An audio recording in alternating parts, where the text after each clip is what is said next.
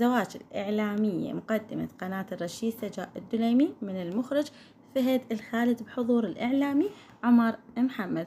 مرحبا متابعينا، يلا خلينا نحكي عن الفيديو وعن التعليقات اللي اجتي وعن فساتينها وعن اطلالتها وشعرها وعن كل شيء سجاء اليوم عقد قرانها. طبعا هو العقد القران هو نفسه الزواج، يعني كل دول العالم هو العقد القران هو زواجها، خلاص تزوجوا شرعا قدام الناس.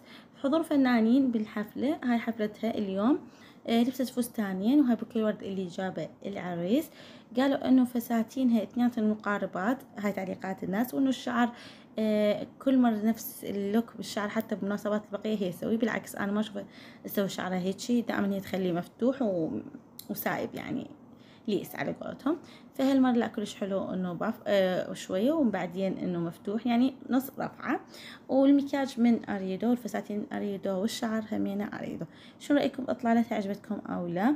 اللي قالوا انه فد مرة محتشمة، فيعني اكيد يعني يمكن غيرت بعد الارتباط او يمكن غيرت ستايلها. انتو شو رأيكم باطلالاتها؟ اكيد اكتبوا لنا بالتعليقات.